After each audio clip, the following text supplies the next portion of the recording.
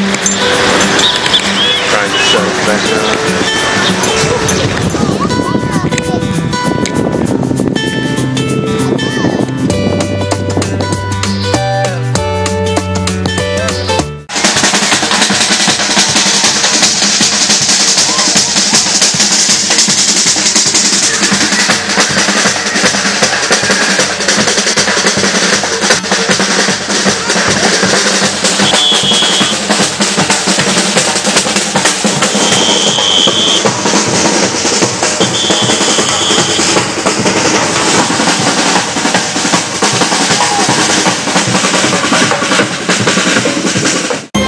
Live from Bermuda Broadcasting, this is ZBM TV9 News.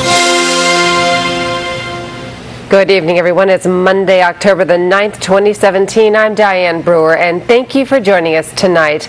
A meeting which was scheduled to take place today between the Public Service Commission and embattled Commissioner of Education, Dr. Freddie Evans, did not take place. The reason we're told is because the PSC has, like Dr. Evans, gone the legal route and hired an attorney to represent their interests in the ongoing matter.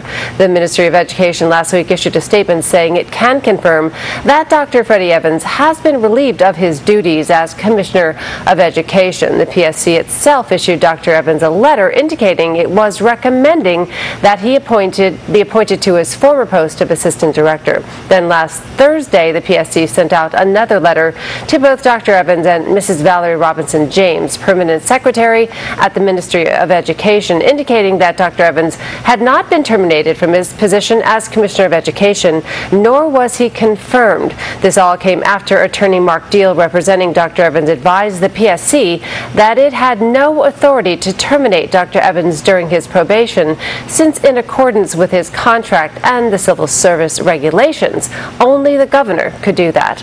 Meantime, Government House has declined comment on the situation. In other news, police tonight continuing their search for witnesses to that shooting outside the Southampton Rangers Sports Club Friday night.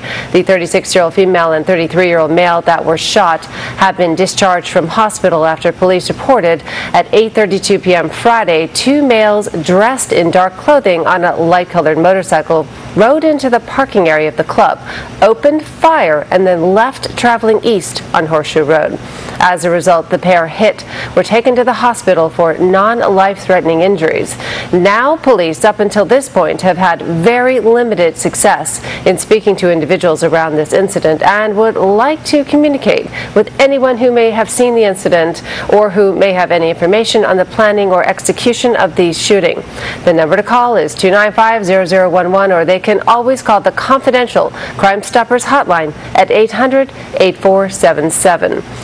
Meantime, eye-opening. That's how Jamal Simmons, Minister of Tourism and Economic Development, describes his recent trip to New York, on which he accompanied Premier David Burt. According to Mr. Simmons, not only was he able to promote the island to well-heeled investors, but many of those with whom he spoke were not of the traditional type investors sought by the previous government. Gary Moreno explains. Mr. Simmons seemingly almost expressing disappointment at what he says is the fact that it appears there are still some individuals who are not aware of what the island has to offer in terms of business opportunities. There are some cases where we have to introduce Bermuda to the powerful and the wealthy. And there are people who are very interested in bringing businesses to Bermuda. There are people who are very interested in investing in Bermuda. But in the past, they either were not made aware, or in some cases, there were people who were not interested in giving them a fair hearing. And I think that we want to open it up. And the one thing that we understand, power and wealth does not look a certain way. But what exactly does that mean? There are opportunities for people to invest in this country, to come to this country and create jobs, but it may not be from the same old blazer, Bermuda shorts, boat shoes image that you're used to. And we think that's important, because when we cannot discriminate legitimate businesses, legitimate opportunities that could benefit Bermuda. To that end, Mr. Simmons feels, as Minister of Economic Development, he is well placed to effect needed change in terms of widening the pool from which to draw investors, something he contends did not occur under the previous administration. It is good to have a minister that when an idea comes to benefit Bermuda, does not first think, how will this affect my family's business? How will this affect my friends' businesses? How will it affect this? The first decision is always, how will it benefit Bermuda? And I think that allows us to open up opportunities that maybe we have not been able to talk about for the past 5 years. I asked the minister whether he was suggesting this had to do with the issue of race. I think that there are people in this country who believe that they would rather do business with people they are comfortable with. And there's nothing wrong with that, except when it affects the ability for us to create jobs, when it affects the ability for us to reduce the standard of living, the cost of living, reduce the cost of living, and issues like that. That's the issue. And if you are more comfortable with somebody and that comfort level is hindering Bermuda, I don't have to be comfortable with people to do business with them if it's going to benefit my country. And it's great when you can be comfortable, but that's not the priority. So are you saying then that the previous government, the previous administration had been doing business with predominantly white entities, white individuals? I will say that there appears to be a pattern of them preferring to deal with people they are comfortable with. Such as? They prefer to deal with people they are comfortable with. Gary Moreno, reporting for the Bermuda Broadcasting News. When you shop online, the cheapest, quickest, and easiest way to bring your packages into Bermuda is with U.S. Express at mailboxes. I enjoy the service because it's fast and I get my packages in good time, and I like how they shrink it so that you don't have to pay as much, and I get cashback rewards, which are great. For me, it was about convenience. I work in town, and convenience is the number one thing. Sign up for a U.S. Express account at www.mailboxesunlimited.com today. Less than 25% of Bermudians have saved enough to enjoy retirement.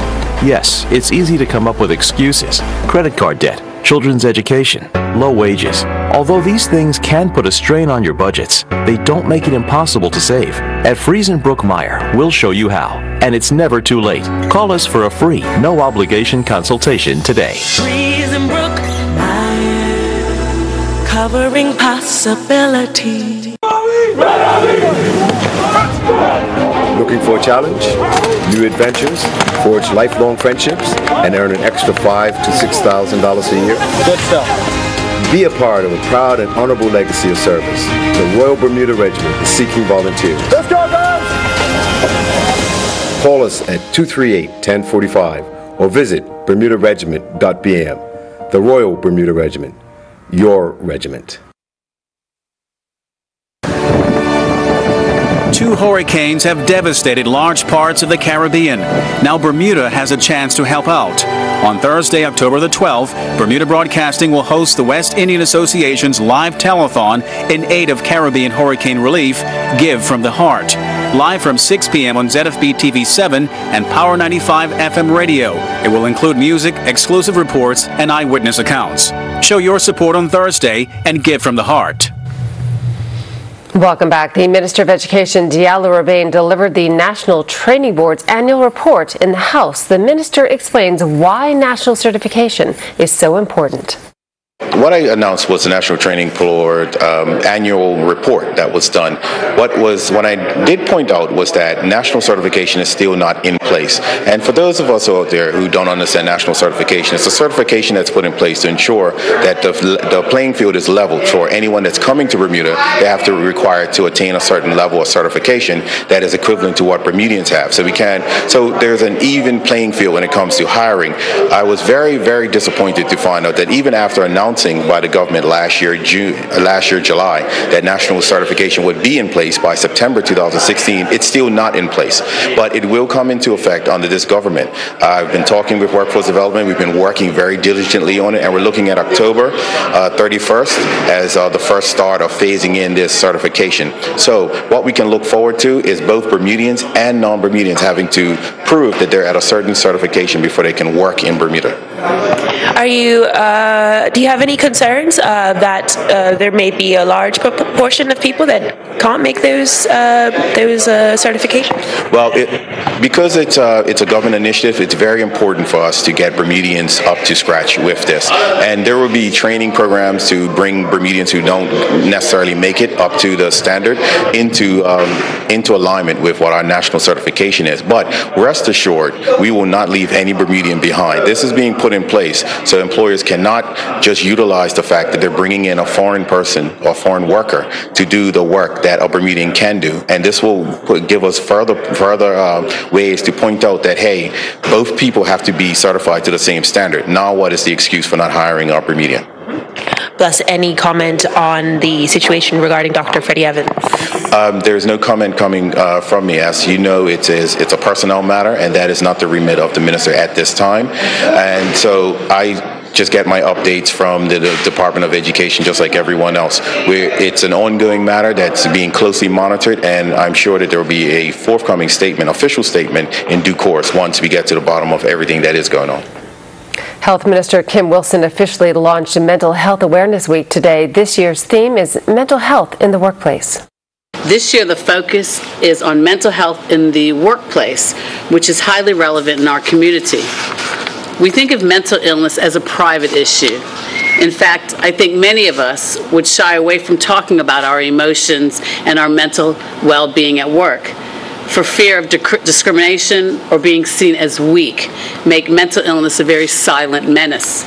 And yet globally, mental health issues cause more absenteeism than any other illness. Mental health issues also cause presenteeism, which is when you spend more time at work, which has been required, oftentimes going into work when you may not be feeling well, simply because you feel that you do not have the job security that you desire. 300 million people suffer from depression, many of whom also suffer from anxiety symptoms. A recent study led by the World Health Organization estimated that the cost of depression and anxiety disorders alone cost the global economy $1 trillion each year in lost productivity. In the United Kingdom, some 70 million workdays are lost each year due to poor mental health, and 6 out of 10 people say poor mental health impacts their concentration at work.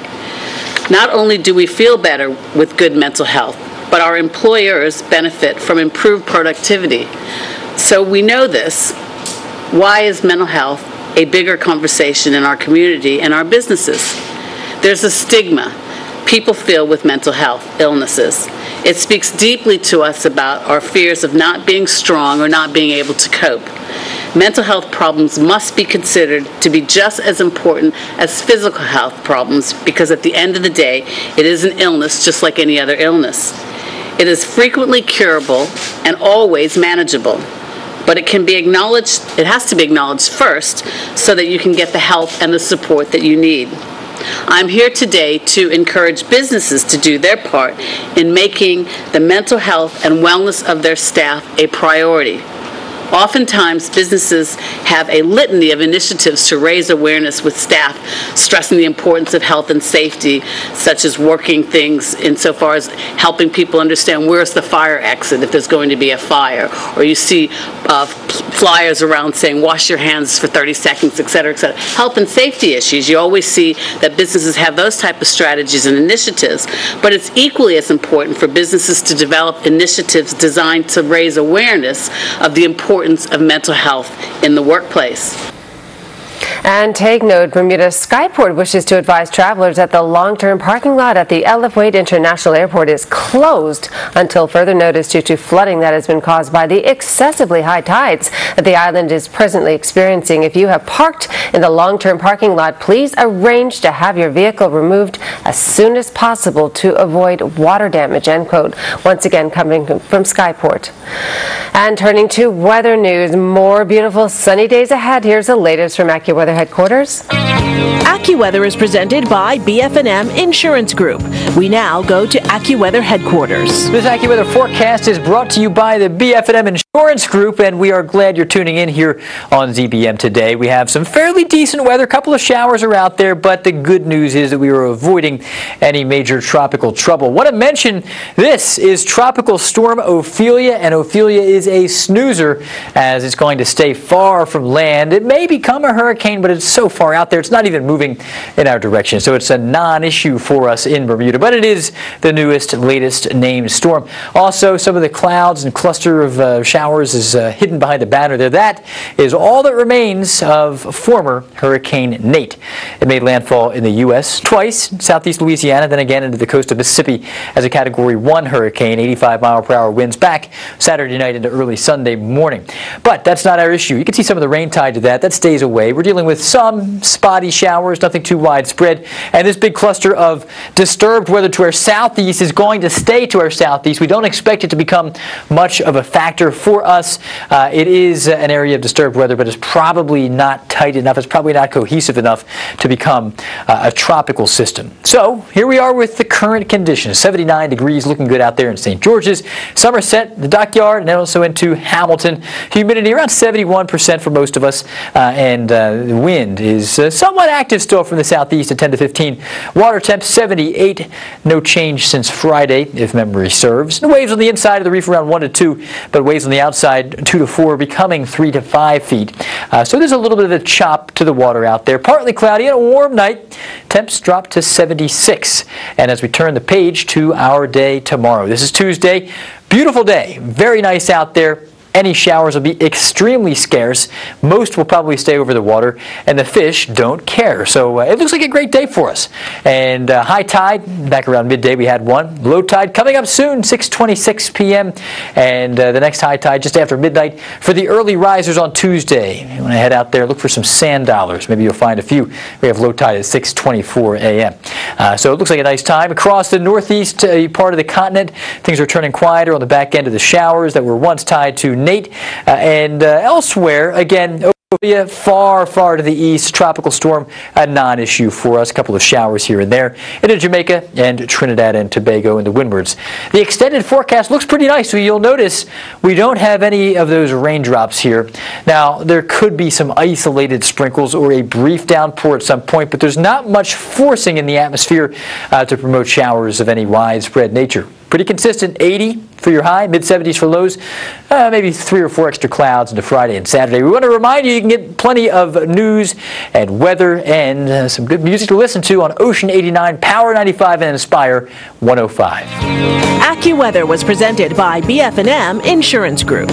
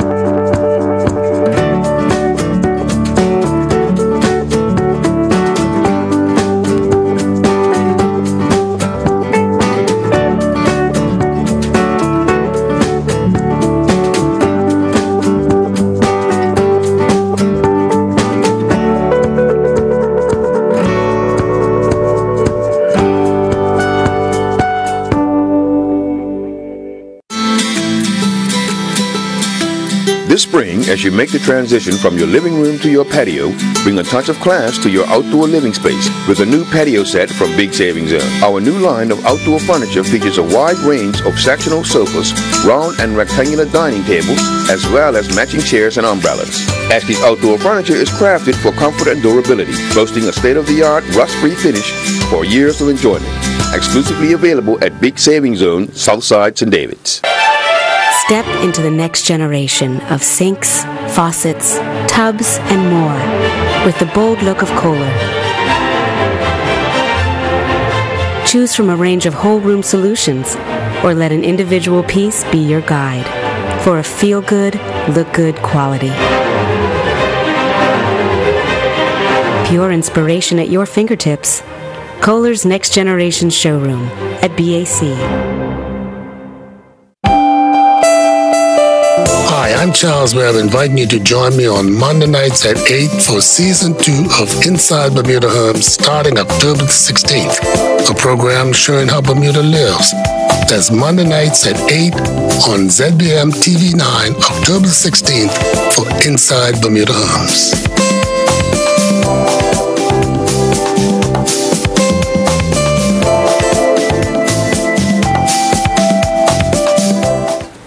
Turning to sports, 33 goals were scored over the weekend in Premier and First Division football. The Round the Sound swimming event crowns distant champions, and the running scene is heating up both locally and abroad. Earl Baisden has all the details and more in tonight's sports report.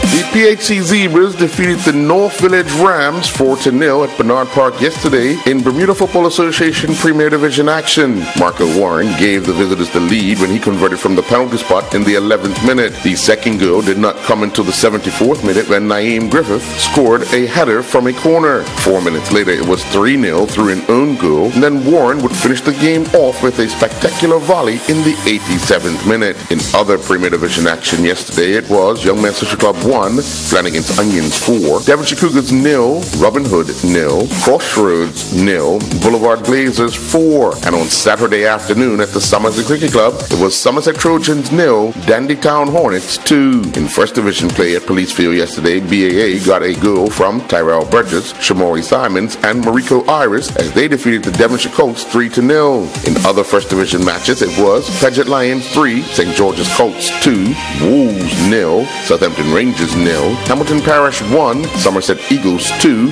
and on Saturday afternoon up at the Malabar Field it was Island Rangers 2, St. David's 5.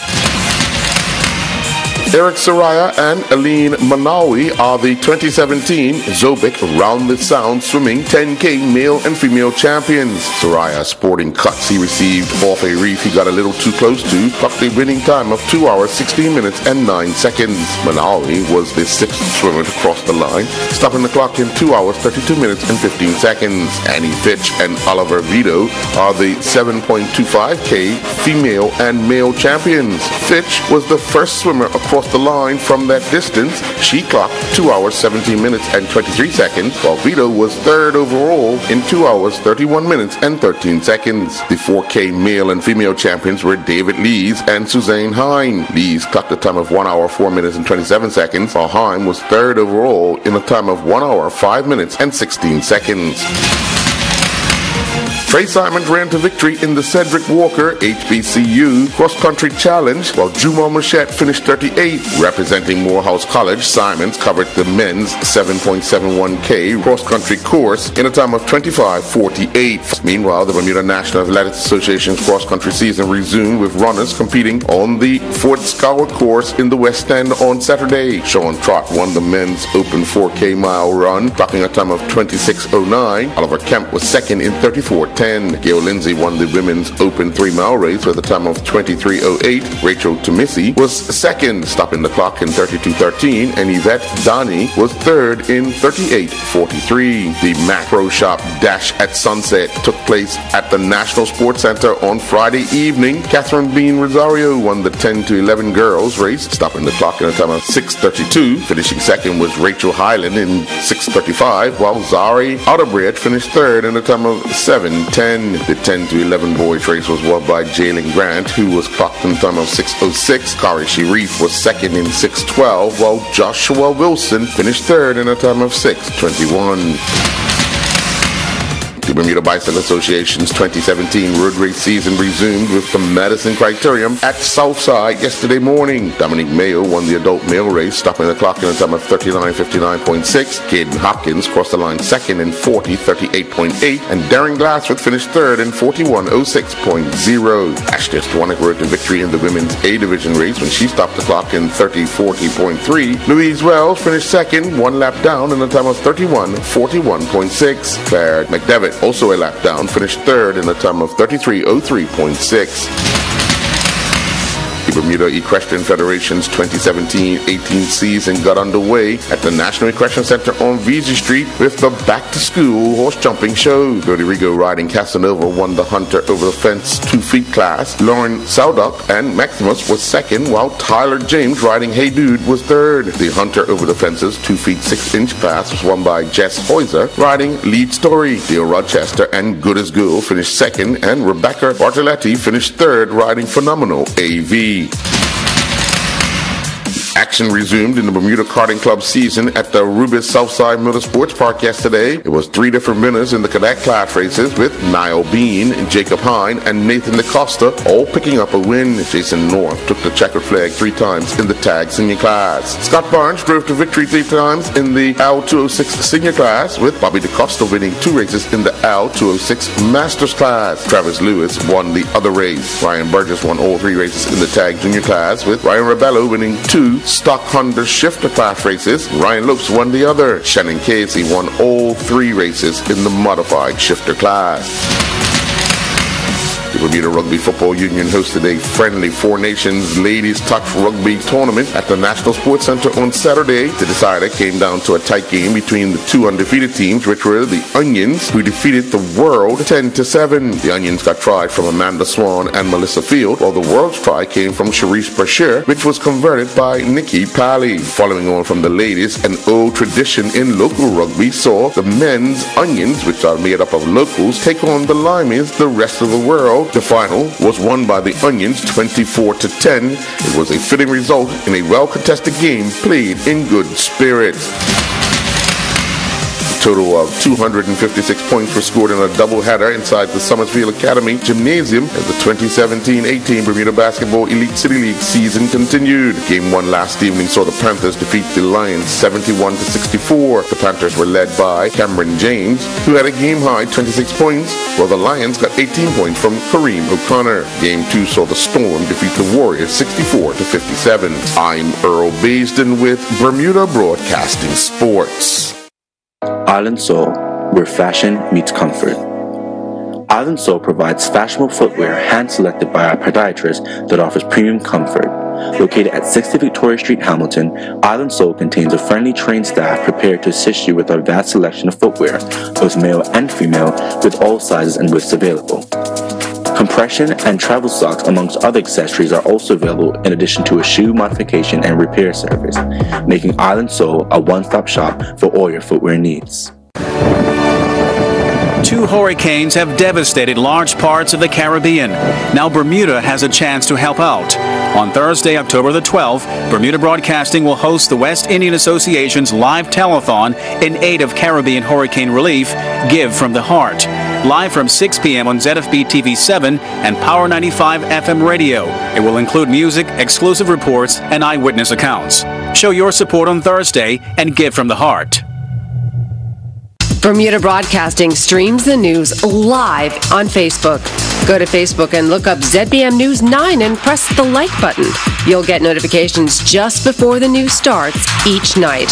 And all of our newscasts are stored there so you can watch them 24/7 at your convenience. Bermuda Broadcasting wants to make it easy for you to stay up to date with your local news. So please sign up to watch us on Facebook Live 24/7 for up-to-date news from Bermuda Broadcasting. AME Bishop Gregory G.M. Ingram was recently on island for a youth conference. While here, he spoke about how his district was involved in a fundraiser last month after hurricanes and earthquakes. Well, you just made a tremendous point and statement with regards to those things that are impacting people. I mean, right now we're in this season of tumultuous storms and hurricanes and what have you, and people who've been impacted both in the States and like in Puerto Rico. 3 weeks or so ago, I sent out a challenge to people in our district, try to raise some funds that we might assist and help. We set a goal of 100,000. We really exceeded 175,000. And so we sent out immediately those things all over, not just in terms of our Episcopal districts, i.e. the 10th district, the 11th district, the 15th district, 16th district, 18th district, but we sent money to sending some money to Puerto Rico and to Mexico, because you know it's not just the storms, the earthquakes and everything else. That's right. And when you look at the history of the AME Church, there's always been a church involved in the issues and people and have a concern. And so we spread out our tentacles and try to help people as much as we can. Yeah. That transcends any color. because misery knows no impact and pain knows no color. So for whoever is impacted, we really want to stay on the fire, not the fire line. We want to stay on the cutting edge that say that this is the denomination that reaches out and try to help people wherever they are. So Bishop, we can ask you to ask the people who are watching to please give from the heart and donate so that we can send these funds down to the Caribbean. Absolutely. I think that by and large it's somebody today, it could be us tomorrow. And the fact of the matter is this is a global world. You know, when you start dealing with trying to put the dots, sticking things together, you find out that, you know, all of us, this is a very small world in which we live. Concentric circles and the dots, you know, it's not as large as we think. And that's our newscast for tonight. I'm Diane Brewer. Thank you for joining us. Have a wonderful evening, everyone. Enjoy the beautiful weather. Good night.